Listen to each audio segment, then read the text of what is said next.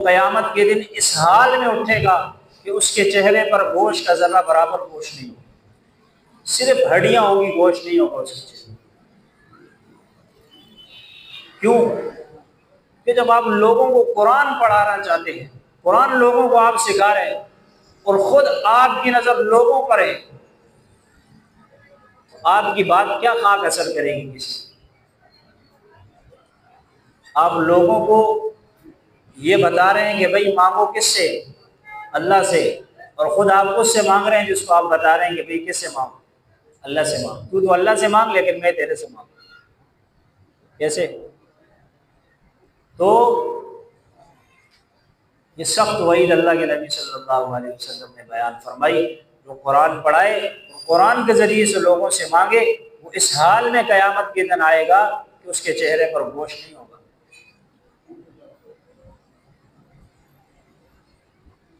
آج ہمارے یہاں کیا ہو رہا ہے، ذرا معاشرے پر آپ نظر ڈالیں۔ تو اصول نمبر 13، جب آپ درس قرآن دیں اور آپ کا حلقہ بن جائے تو اس بات کا خاص اہتمام کریں کہ لوگ اکتاہٹ کا شکار نہ ہو۔ لوگ کیا نہ ہو؟ اکتاہٹ کا شکار نہ ہو۔ حضرت عبداللہ بن مسعود رضی اللہ تعالیٰ عنہ درس دیا کرتے تھے یا لوگوں کو مسائل بیان فرماتے تھے، تو کسی نے آپ سے درخواست کی کہ کتنا اچھا ہو کہ آپ ہمیں روز نصیحت کریں، آپ ہمیں کبھی کبھی نصیحت کرتے ہیں، کتنا اچھا ہو کہ آپ روز نصیحت کریں۔ تو ابن مسعود رضی اللہ تعالیٰ عنہ، میں تمہیں تنگ نہیں کرنا چاہتا، کیونکہ اللہ کے نبی صلی اللہ علیہ وسلم کا بھی یہی معمول تھا کہ وہ لوگوں کے مزاج کے حساب سے گفتگو فرمایا کرتے تھے۔ جہاں اندازہ ہوتا لوگ اکتاہٹ کا شکار ہو رہے ہیں، وہی بات ختم۔ کبھی ہفتے میں 1 دن وعظ ہوتا تھا، کبھی 2 دن ہوتا تھا، کبھی 3 دن ہوتا تھا۔ تو آپ اپنے حلقہ احباب کے حساب سے اپنے درس کی ترتیب رکھیں۔ اگر لوگ روز بیٹھتے ہیں تو آپ روز درس قرآن دیں، لوگ ہفتے میں 1 دن بیٹھتے ہیں تو آپ ہفتے میں 1 دن درس قرآن دیں، لوگ ہفتے میں 3 دن پابندی سے بیٹھتے ہیں تو آپ ہفتے میں 3 دن درس قرآن دیں، لوگ مہینے میں 1 دن بیٹھتے ہیں، آپ مہینے میں 1 دن درس قرآن دیں۔ تو یہ 13 اصول جو ہے وہ آپ کے سامنے بیان ہوئے۔ اچھا، اب اگلی بات،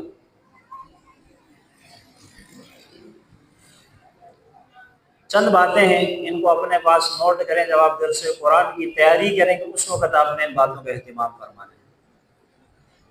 پہلی بات،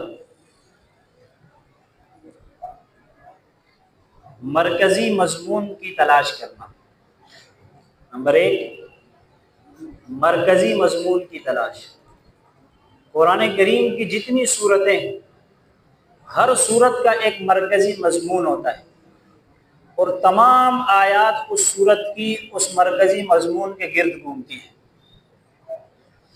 جب آپ مرکزی مضمون تک پہنچ جائیں گے تو ہر آیت کا سمجھنا اور سمجھانا آسان ہو جائے گا۔ جب آپ کو صورت کا مضمون ہی نہیں پتا ہوگا تو پھر آپ نہ خود سمجھ سکیں گے اور نہ کسی کو سمجھا سکیں گے۔ اب جیسے سورہ بقرہ کا مضمون ہے، مرکزی مضمون، امامت کی تبدیلی۔ امامت کی تبدیلی، 2500 سال تک جو امامت بنی اسرائیل کے پاس تھی، وہ امامت منتقل فرمائی اللہ نے کس میں؟ بنی اسماعیل میں۔ یہ سورہ بقرہ کا مرکزی مضمون ہے۔ اسی طرح سورۃ التین کا مرکزی مضمون ہے اثبات قیامت۔ تو آپ کسی بھی صورت کا درس دینے لگیں گے تو آپ نے اس بات کا سب سے پہلے اہتمام کرنا ہے کہ آپ نے سورت کے مرکزی مضمون کو تلاش کرنا۔ نمبر 2، جب آپ درس قرآن کی تیاری کریں گے تو الفاظ کے درمیان، آیات کے درمیان، جملوں کے درمیان ربط تلاش کرنا ہے۔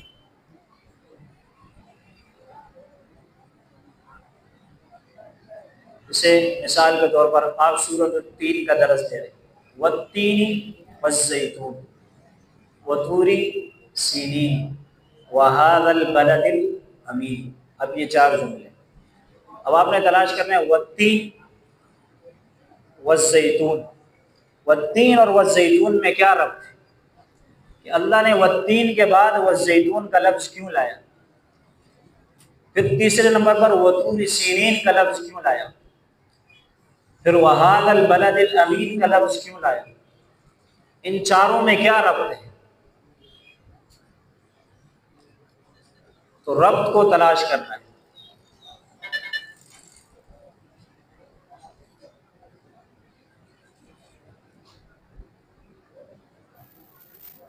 اور یہ کیسے کریں گے وہ کتابوں کے میں آپ کو رہنمائی کروں، آپ فی الحال جو میں بتا رہا ہوں اس کو نوٹ کرتے جائیں، ٹھیک؟ نمبر 3، تیسرے نمبر پہ متقارب القرآن، جو الفاظ قریب قریب ہیں اور ان کا استعمال کیوں کیا گیا؟ جیسے قرآن میں وَمَا الْحَيَاةُ الدُّنْيَا إِلَّا لَعِبٌ وَلَهْوٌ۔ اب لعب اور لہو یہ 2 لفظ کیوں استعمال کیے قرآن؟ اسی طرح ولی ولا نصیر، بہت ساری آیات کے آخر میں آپ پڑھتے ہیں ولی ولا نصیر، نہ ان کے لیے کوئی کیا ہوگا، نہ کوئی سرپرست ہوگا، نہ کوئی ولی ہوگا اور نہ کوئی ان کا مددگار ہوگا۔ اب ولی کس کو کہتے ہیں اور ناصر کس کو کہتے ہیں؟ کیوں یہ قرآن میں اللہ نے کیوں رکھا؟ قرآن وہ کتاب ہے جس کا ایک ایک لفظ اپنی جگہ بالکل فٹ۔ اب یہ تلاش کرنا ہے کہ یہ لفظ یہاں پر کیوں ہے، سمجھ رہے ہیں؟ اسی طرح ایک لفظ ہے اثاثہ اور ایک ہے متاع۔ متاع اثاثہ دونوں سامان کے لیے استعمال ہے، لیکن کسی جگہ اثاثہ آیا، کسی جگہ متاع آیا، کیوں آیا؟ جب آپ اس طرز پر تیاری کریں گے تو خود آپ کو قرآن کے مطالعے میں اتنا مزہ آئے گا کہ آپ حیران و پریشان ہوں۔ قرآن ایسی کتاب ہے کہ جس میں اللہ نے اتنی لذت رکھی ہے کہ آپ جب قرآن کو، قرآن کے الفاظ سمجھیں گے نا تو آپ کو جو ہے نا وہ لطف آ جائے گا۔